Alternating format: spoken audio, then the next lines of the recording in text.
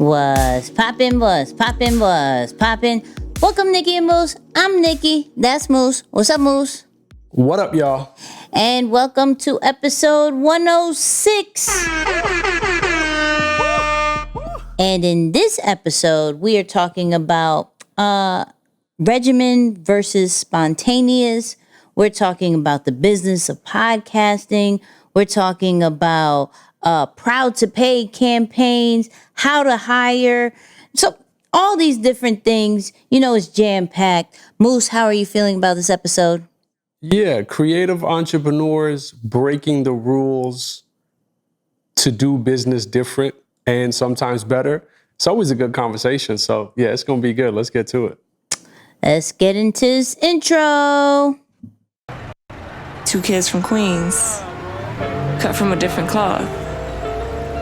Now joining forces, helping you to elevate your personal brand. Yeah, I'm talking about Nicky and Moose, bringing you a never-before-seen perspective into the mindset, the mentality, the behaviors, the driving force, but more importantly, the stories behind the people and brands that you know and love the most.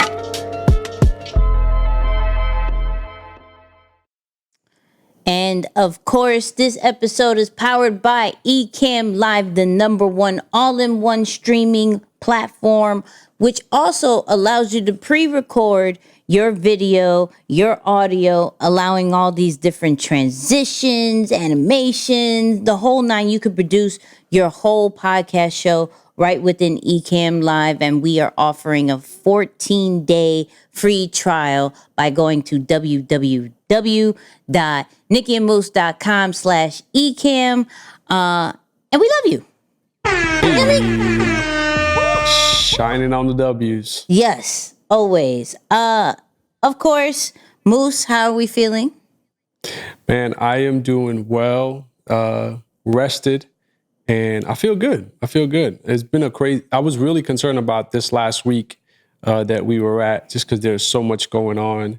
And fortunately, I got out of it without any real hiccups.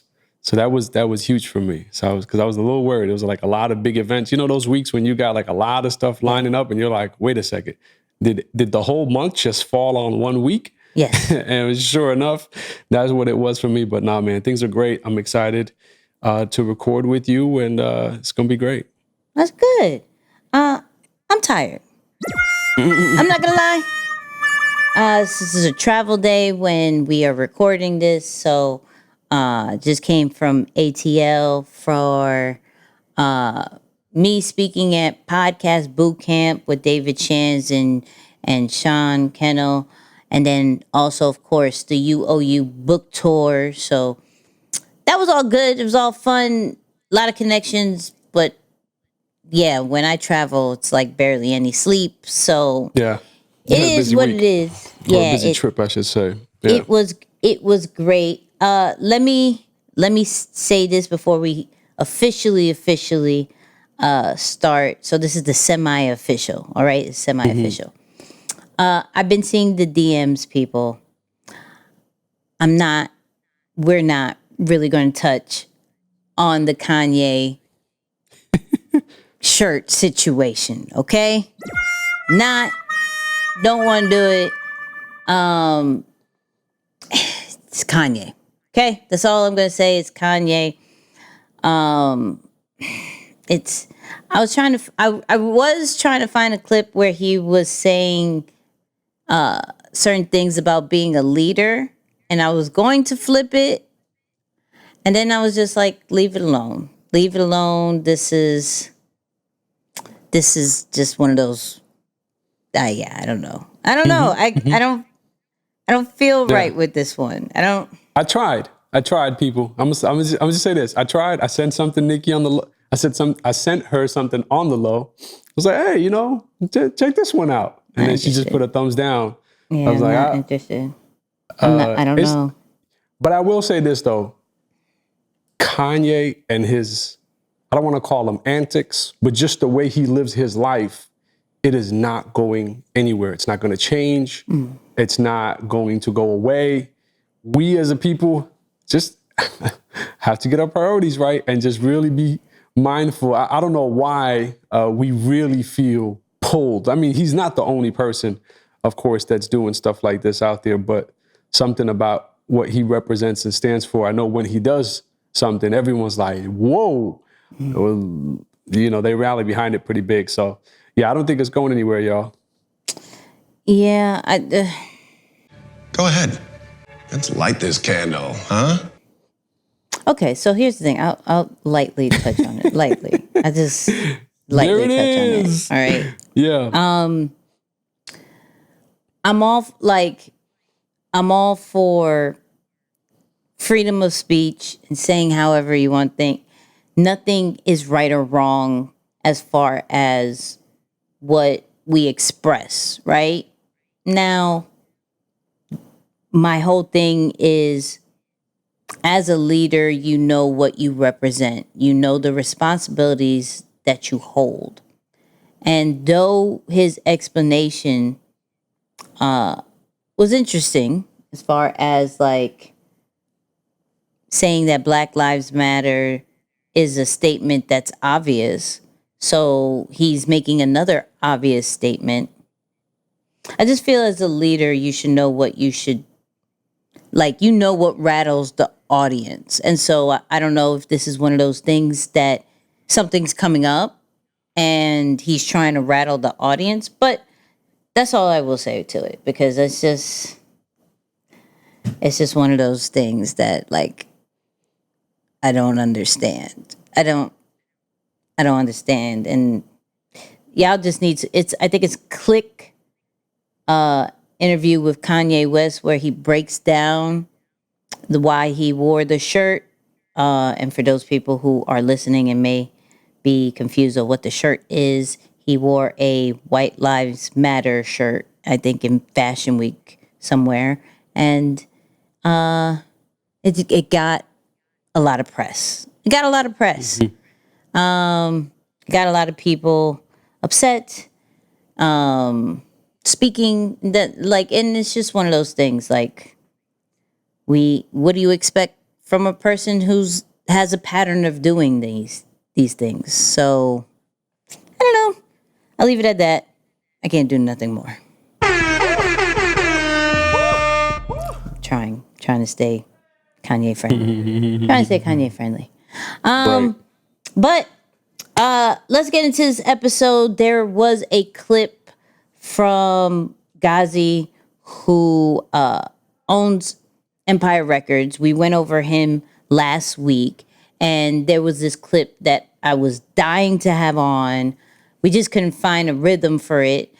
Right now, we still don't find a rhythm for it, but I need to get it on the podcast to talk about it. And it talks about Regimen versus creative freedom, right?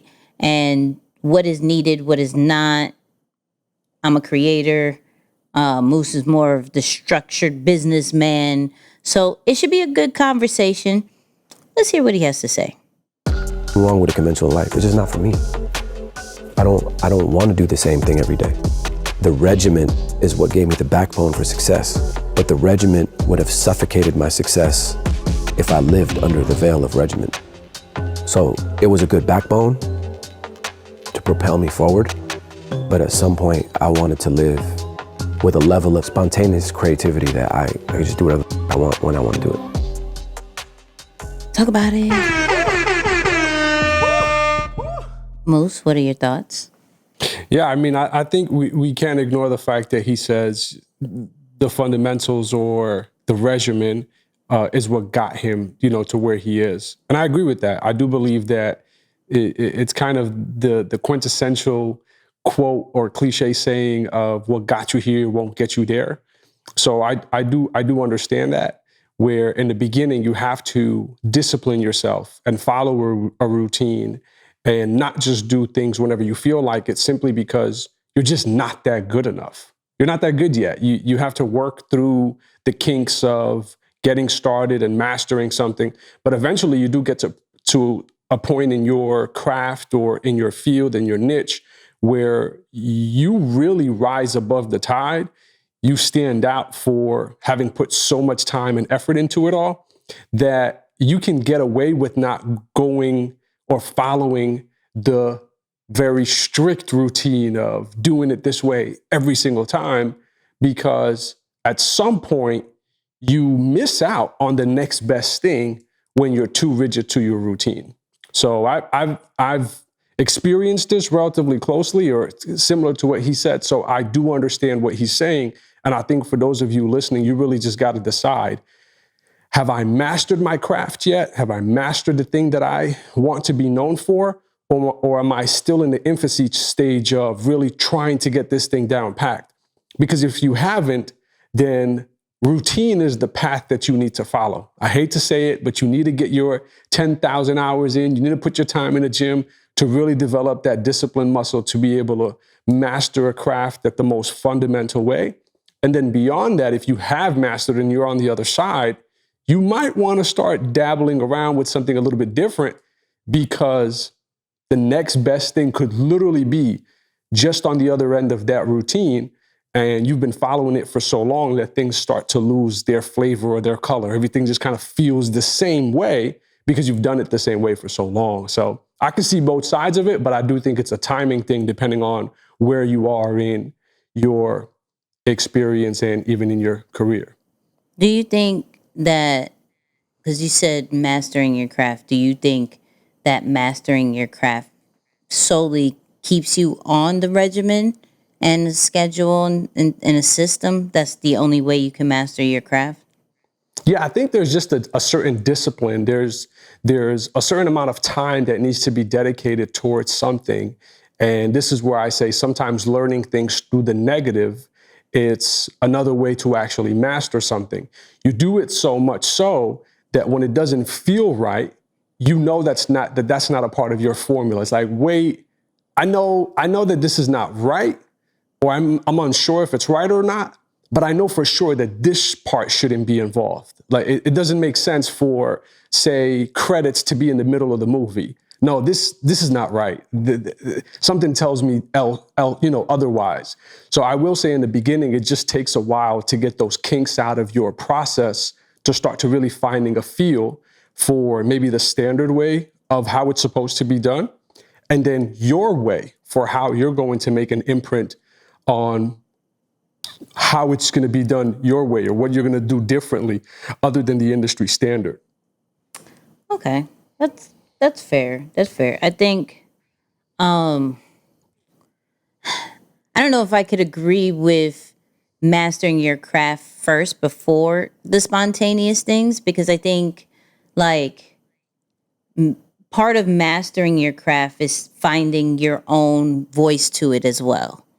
So for people that we look at that we say has mastered their craft, they also have their own style to it. So what we see is truly their version of their market and their niche. And then we say, yo, they've really mastered that craft. And I'll say, like, for Swiss Beats, when we went over him in the past, where he admitted, yo, I copied exactly the style of past producers until I could figure out my own. I think that's mastering the foundation. I will say that. I think that's mastering the foundation of the craft. But mastering the craft as a whole can be, and this is my opinion, like this could be a mix of what you add to it. What's your sprinkle to it? Now, I am the type that, like, I can't stick to a regimen too long, right? I can be very disciplined to get it started, but to take it to new levels, I can't. Like, I have to have a sense of freedom. I have to have a sense of, of control in my own way to allow myself to get to different heights. And sometimes that bites me in the butt. I'm not going to lie, right? So I'm not sitting here saying that's the most perfect way and that's the way to go. It's a trial and error situation when it comes to doing things like that. But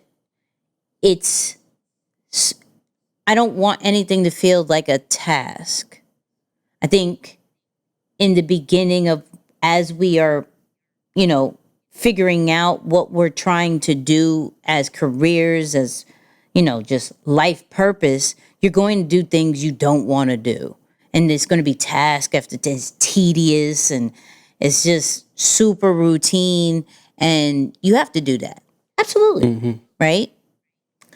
I don't want to do that after a while, to say that I've truly mastered it. That's the beginning levels of things. And I'm just more on what is going to give me a balance. I don't want to get rid of the regimen.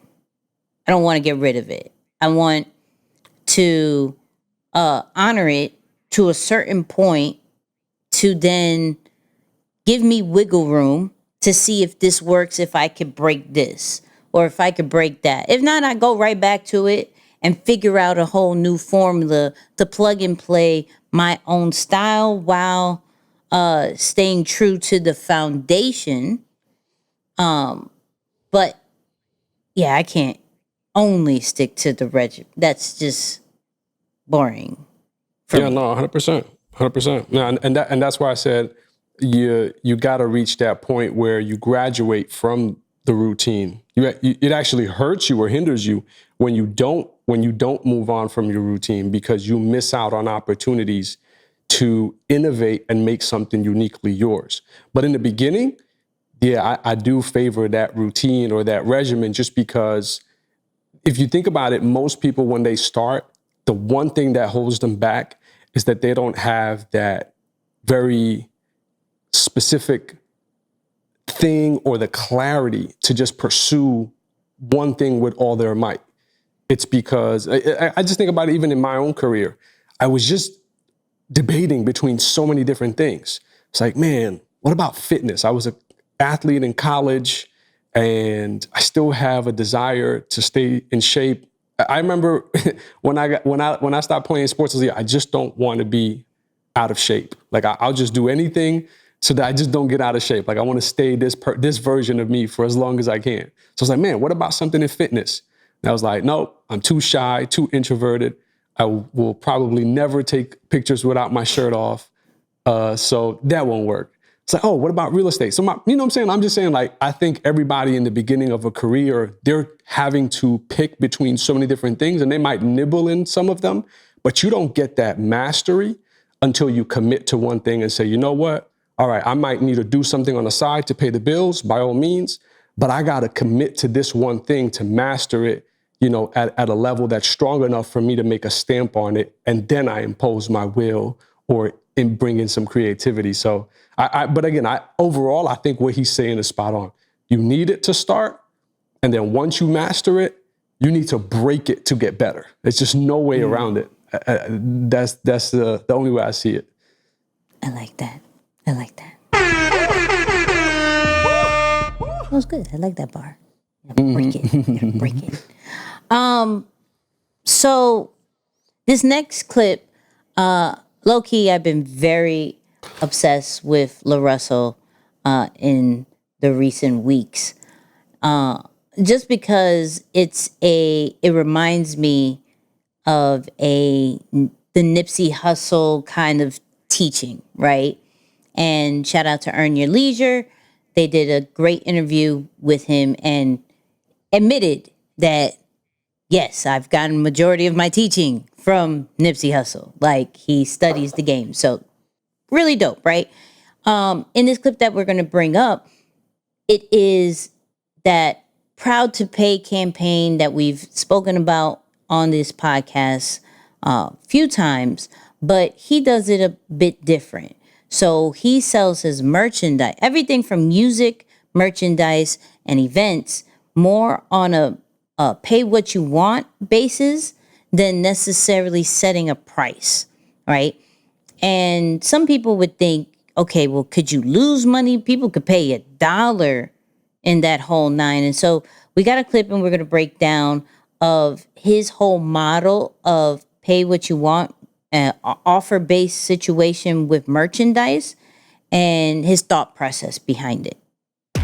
We started doing offer-based merch, and when we started, my boy Taz, who helped build the website and the system, we had when you log on, it had a minimum price entered, and I noticed a lot of people was just entering that price because it existed. So I hit them and I was like, bro, put it at $1,000, like make them choose, because we know you're not gonna pay $1,000, but now you got to delete it and put your own amount in. Some people come and pay $1 or $5, but then there's 4 people who came and paid $100. The production cost of the hoodie was only $10. So everybody who paid $1 got subsidized by the people who paid $100. Like, the people gonna always take care of you. And my whole thing from the jump was like, I use merch for marketing.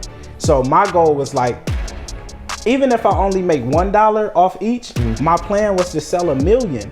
$1 million ain't never bad. It don't matter. There's never a bad thing, you feel me? And that was my goal. The goal wasn't to profit hella, the goal was to be able to market.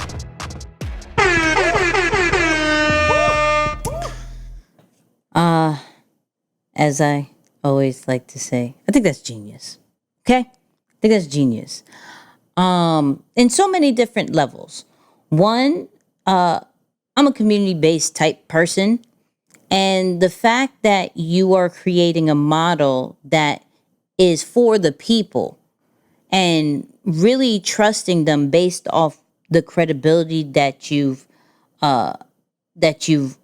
gained, as well as the reputation, as well as the brand, the powerful brand that you've built, you're now allowing you're giving trust to your audience to say, hey, I'm going to offer this, right?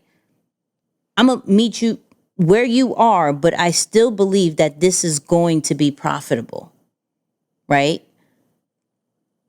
I love that, because when you look at the two models between a Nipsey Hussle Proud to Pay campaign and a offer-based merchandise situation that LaRussell has, it's pretty much the same but different. And I say that because you look at Nipsey and you could get a bottle of water for like, I don't know, $200. But it's water that is branded and was held by Nipsey and signed, right? So something that is going to go over market value, but at the same time, there is value because you are supporting the brand that is putting that out. So it puts a different kind of emotional attachment to it, and people have no problem paying at a crazy amount that they know they could get it for cheaper somewhere else. But we support the brand so much, I'm going to do it. To the other side of where it's LaRussell, and he's saying, yo, I would be paying for marketing anyways. And so if I did a campaign of offer base, I could give somebody, instead of giving my stuff out for free, which is another form of marketing, I'm training my audience that everything that I do, you have to pay for it. And whether you're paying $1 because that's what you find the value of, or that's all you can afford, to pay possibly $200, $300, $400 for it, right? At the end of the day, it's all marketing. It's all community based. Everybody supporting the brand regardless. I think that's smart because you're training, like I said, you're training your audience to pay for something. If you get outside of social media and you want to own the music, have your own copy first and foremost. If you want to go to the events, whether it's the live stream, whether it is in person, whether you want a hoodie, a shirt, whatever, you are now trained that everything is something that you have to pay for, where other people don't. We've talked about it, there's funnels of free books and free shirts to then go here and then go there. And then he's like, nah, pay what you want. I'm cool with that. Later down the line, maybe we could talk about how he actually even gives equity to his whole family, to fan base people, to the people who print his shirts, things like it's different as his famous catchphrase, but it's different of how he does things because he thinks of other people in mind, but by thinking of other people in mind, it truly supports what he is doing, and he reinvests in everything to have a bigger brand. And now something of a local rapper who is independent is now making so many different ways because how he innovates what he saw from Nipsey and a Russ and all the other independent artists and creating his own lane with offer-based merchandise. I think it's genius.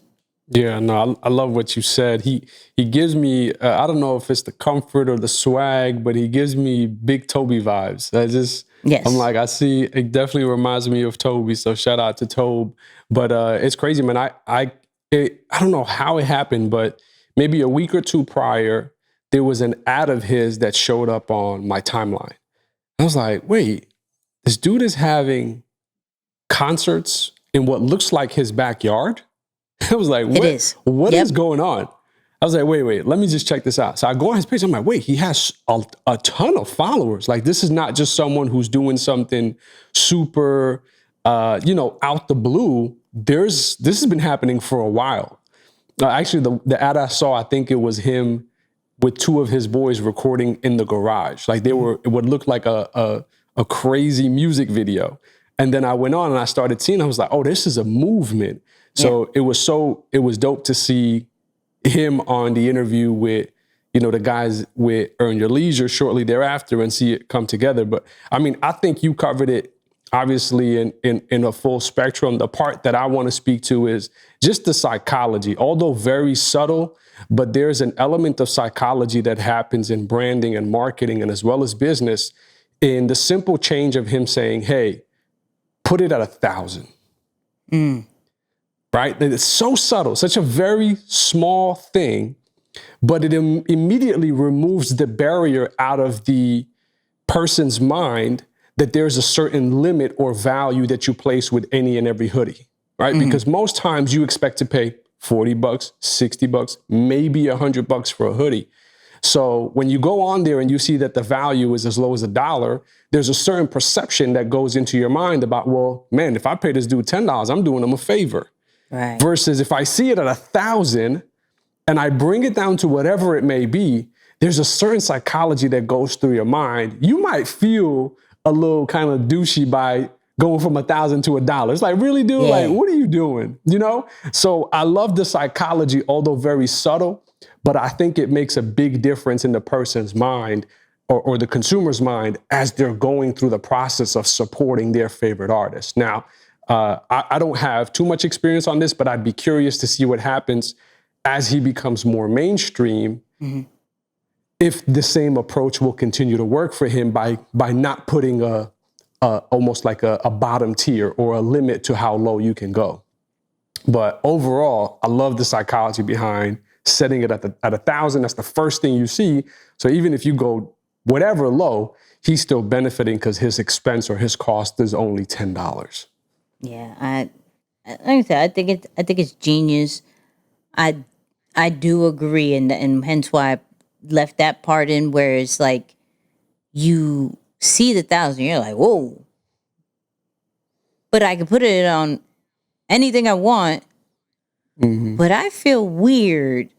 Feel really weird doing it at like $2. Like, granted, some people have no emotions in buying. I get it. Oh, for sure. Absolutely. Yeah. But even I think recently he had a birthday and he did, his album release like early for his birthday, and he did it through the blockchain, and he sold his album anywhere from like $1 to like $1,000.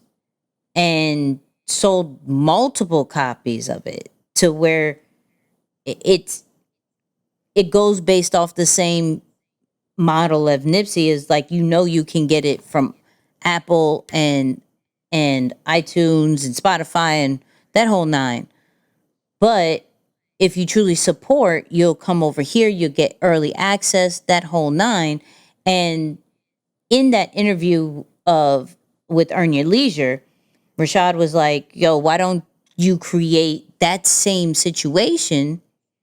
Like, you own the streams, you create your own title and do that with other independent artists where, you're paying for however, proud to pay situation is going to be. And they were like, yeah, but you still got to get the music out there. There still has to be a sense of brand awareness. And you still get paid through Apple and Spotify and everything like that.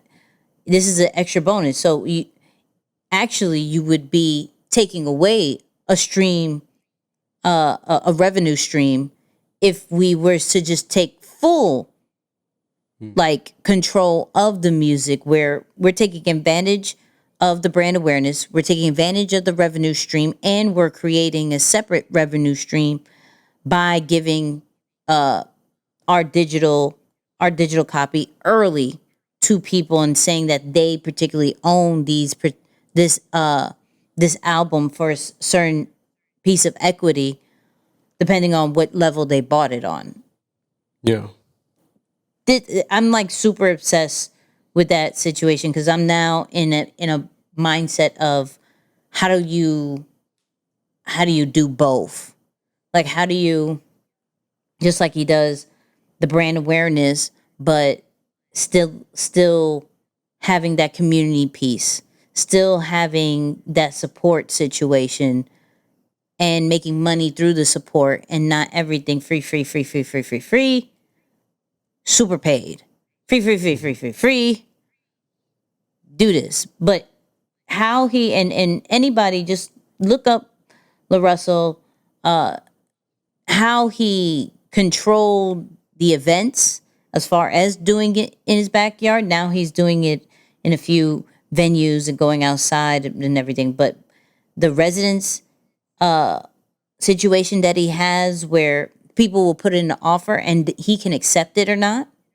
It's not like everybody can get in, but based off your offer, they'll bring you in. You get to go into the house, chill with his parents. It's an experience, but that's what making him different, because he's getting people to buy into the experience.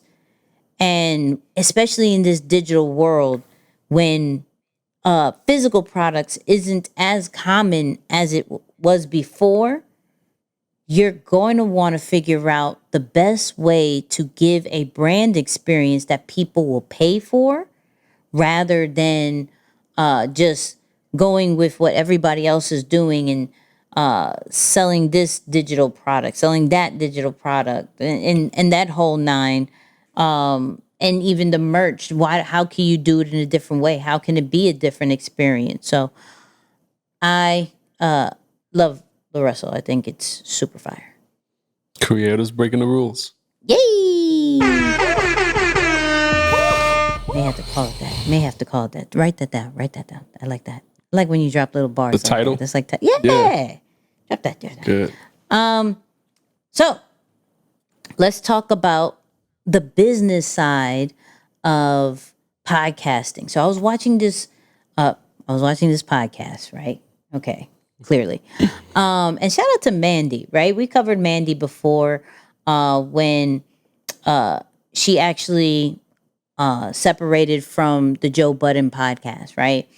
And she broke down the back end of podcasting, of where we think we could just jump on the mic and that's a podcast, and that's what brings in all the money and the looks and the opportunities, where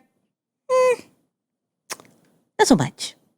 A lot of people want to show up on a mic and talk and make all the money. Yeah, of course. And it's just I know like, that. and it's just like you have to build the team, and that goes back to the percentage of the percentage of something is more than 100% of nothing. Literally feel like, ooh, their opinions matter so much. They're a star. And then literally don't realize that, okay, after you show up, who's rendering your audio? Who's making your clips? Who's doing the marketing? Do you have a deal? And if so, who's selling ads? Who's like the idea of even monetizing Even it. how you title your videos. Thrift in business, in podcasting, in creative is really all the back. It's the how we busting this down.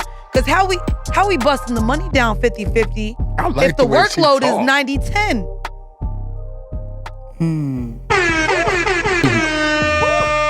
So I'll say this before Moose goes into his business talk. The key part that I got out of all that is when you start a podcast, you didn't even think about having a team. You just thought maybe it was you and a co-host, or maybe 2 or 3 co-hosts, and that is it. And you find out very quickly that it has to be a team. It has to be more than you.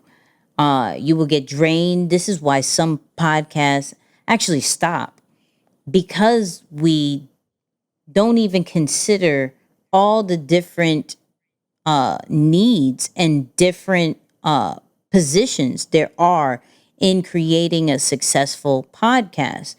Like, and there were parts in that interview where she was like, okay, cool. Who has travel? Who's setting up the interviews? Who has, getting the hotels? Who has, conversations with, getting bios and that whole nine.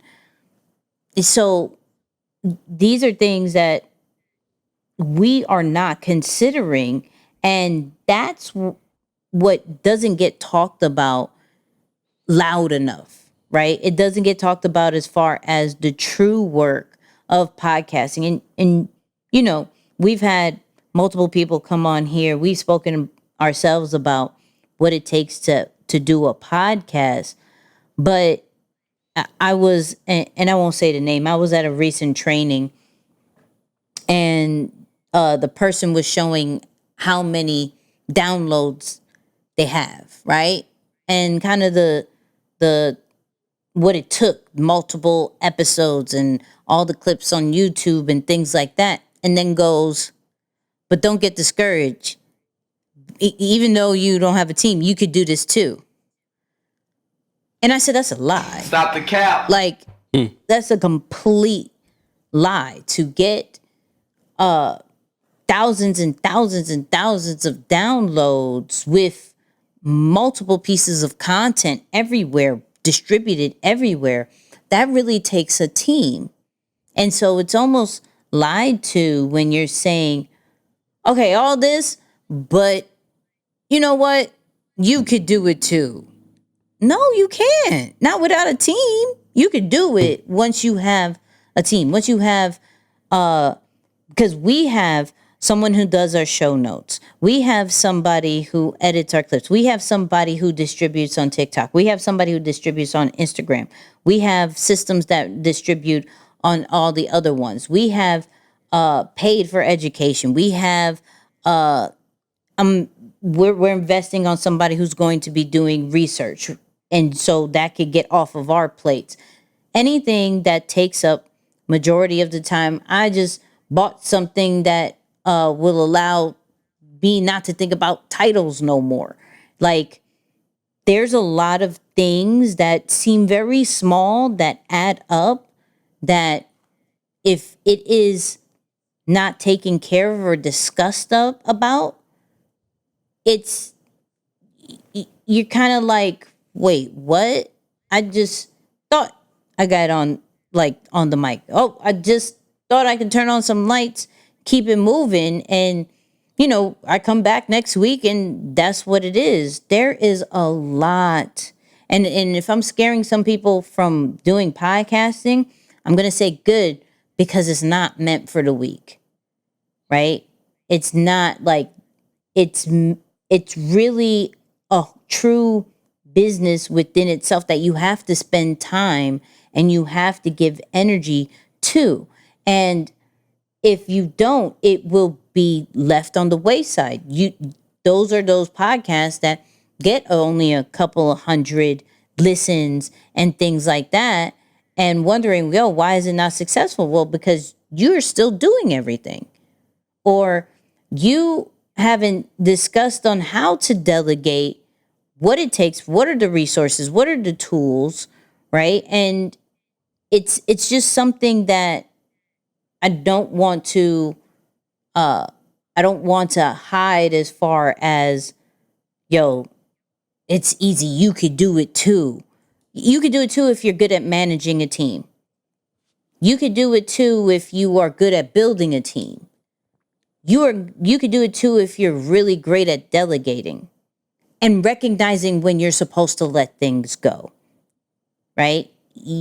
That's another whole conversation, because there's some people who just want to hold on to things in order to save money and things like that.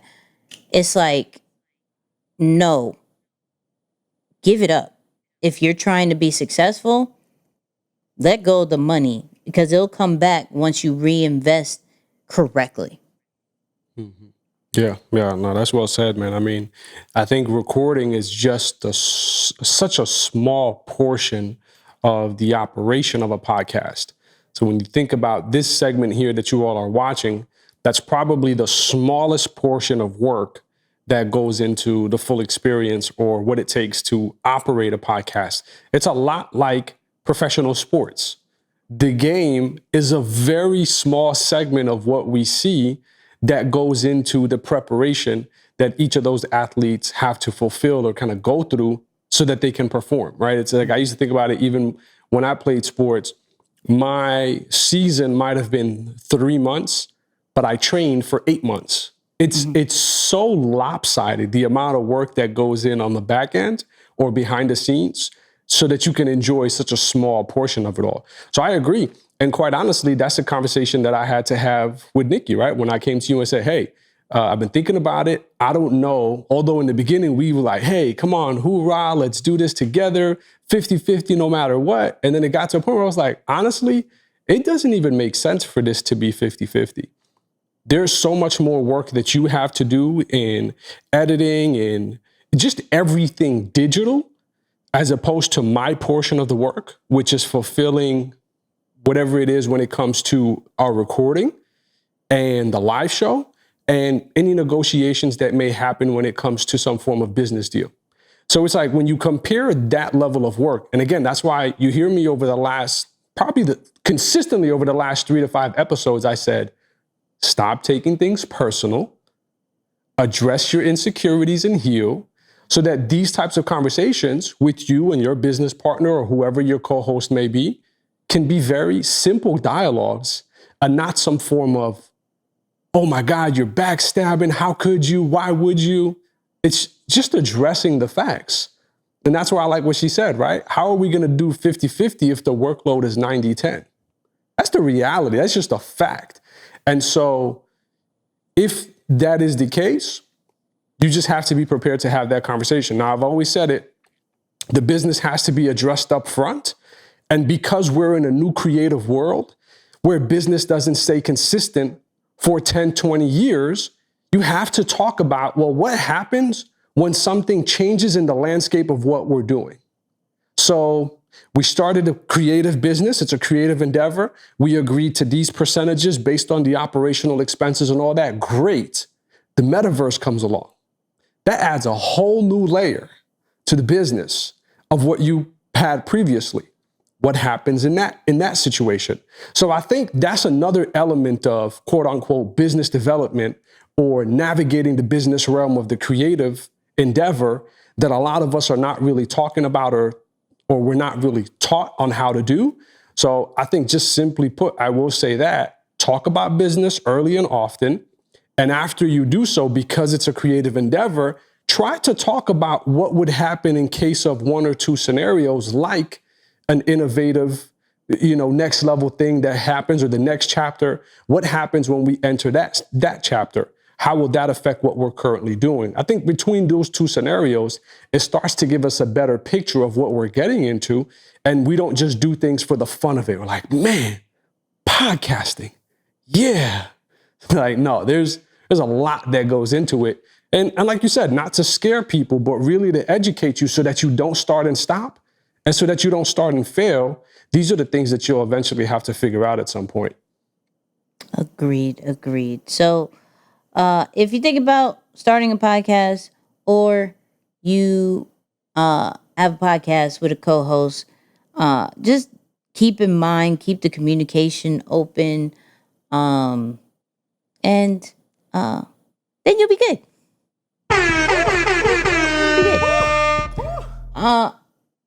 So in that same clip, not that clip, but in that same interview, there was a part where, going back and forth with, business people and like, how do you communicate with them and what's the best way to, avoid rifts. But there was something that a guy named, his full name is Randy, right? But the guy who was speaking, he was talking about, understanding people.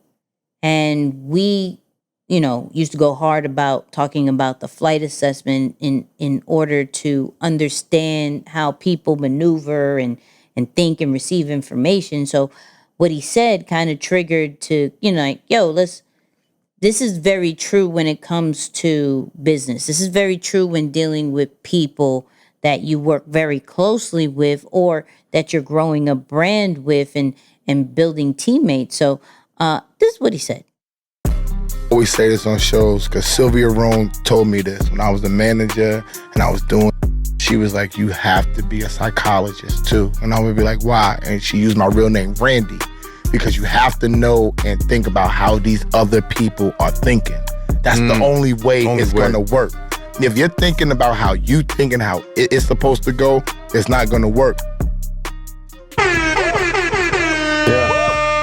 Yeah, I can see it from the right way of doing things and even the strategic way of doing things. All right, of course, and you mentioned the flight assessment. The right way is, and statistically we know this, that if my style, my perspective, my way of doing things, it only represents a small amount of percent of people in the world. So, if we were to go specific to the report, my style as an air traffic control only makes up 28% of the world's population. So when you think about it through that realm of business, there's only, and even if that, right, that's like best case scenario, 28% of the people I meet are going to see eye to eye with exactly what I'm saying, with exactly the way that I want to do it, and they're going to want to do it the same way too. But the other 72%, they're going to have other preferences and say, actually, I don't agree with that. I would rather do it a different way. If I had to say so, I would do it completely different, as a matter of fact. So I think the scientific part of it is that's the part that we have to pay attention to. There's almost always a larger percent of people who would do differently than you do until you start to own the right so that people can follow your lead, which is, of course, experience, credibility, a winning record. That starts to give you that extra, I don't want to say leg up on people as if you're taking advantage of them, but people are going to want to follow your lead because they're like, man, this person, his or her record speaks for itself. Mm-hmm. And so if I don't have that experience, I want to follow suit on that. But when you're living in a world of equals, and I think back to sports again, but we were always remembered that when you get to the next level, everybody's talented. Mm-hmm. Everybody's good. Everybody knows how to run fast or whatever it may be, right? Specific to the creative endeavor. Everybody's good at creating content or telling stories or making compelling argument. Everyone is good. So how do you get along? How do you get your way? How do you compete or win when everybody's good? It's these small intangibles that give you a strategic leg up on someone because you start to communicate in a way that make a compelling argument for them to maybe join your thought process. So it's like little things like that I'm like, yeah, absolutely. This is one of those keys when you talk about building and scaling something. You got to implement that skill set in there, which is this idea of how do I work with people who are not like me? And I would think that a lot of people would want to work with people like them for, the same work ethic and, same views, same values, right? But that sucks. It's actually, you won't accomplish much. At least you'll accomplish a lot on one side and not the other, right? Exactly. Now, I wanted to bring up this clip because it's pretty much the key to really true success with working with people and from a longevity standpoint. We can bring people in and out all day, but if we are not trying to understand or deliver,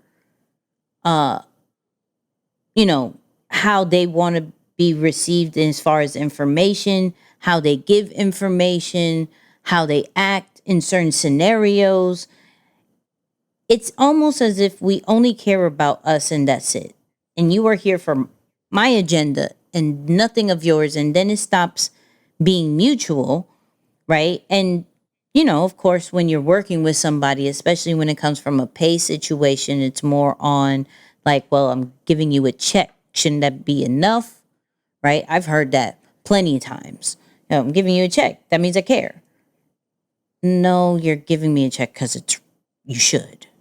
Like, there's work, and that's not mutualism. That's just like it's illegal. Like it's illegal at a certain point, right? And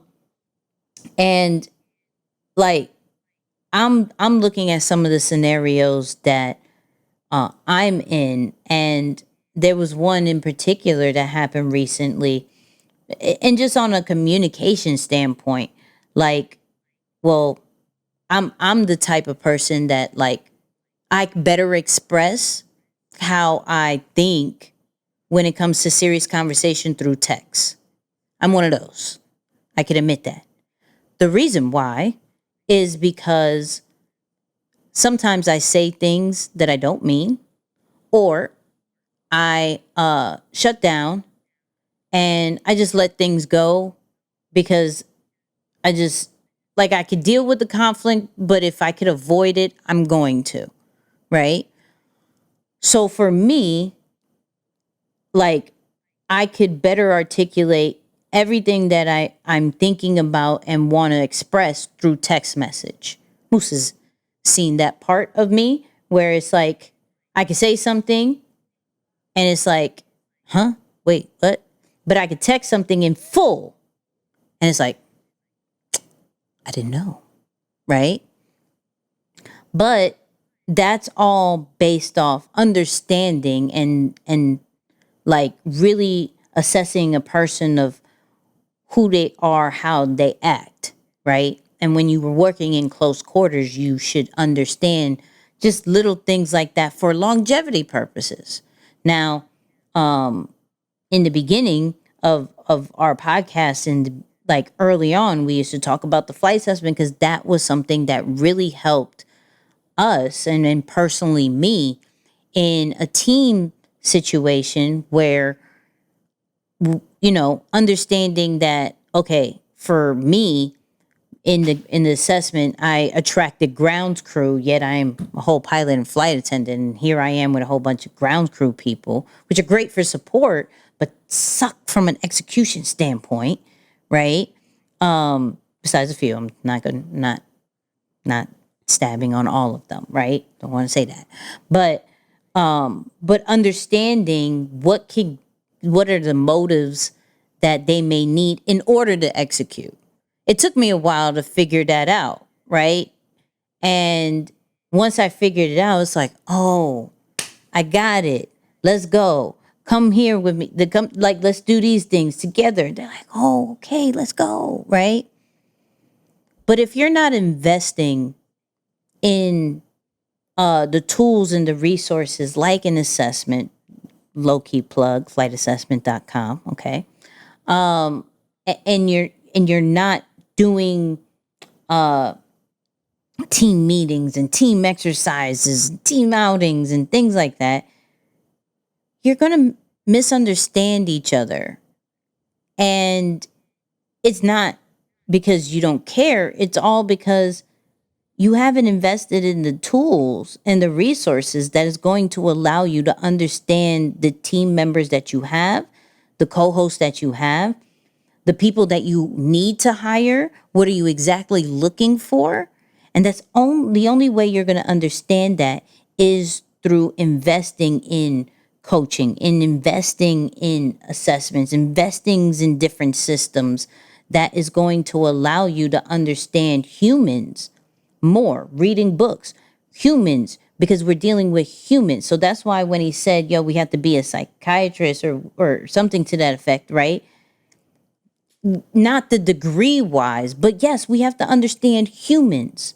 We deal with humans. We don't deal with just us. That would be scary. I don't want many me's. I'm a very misunderstood individual, right? I don't want many me's. The world would be a very confusing place. I feel. It's just me, right? So if you're being serious about co-hosting, partnerships, team-wise, please, I'm going to beg you. You can start with flightassessment.com. You could go research other things. You could look into coaching. But for you to take this serious, it's going to take time and money to truly create a tight bond with the people you are dealing with in a business level. What Nicky said twice.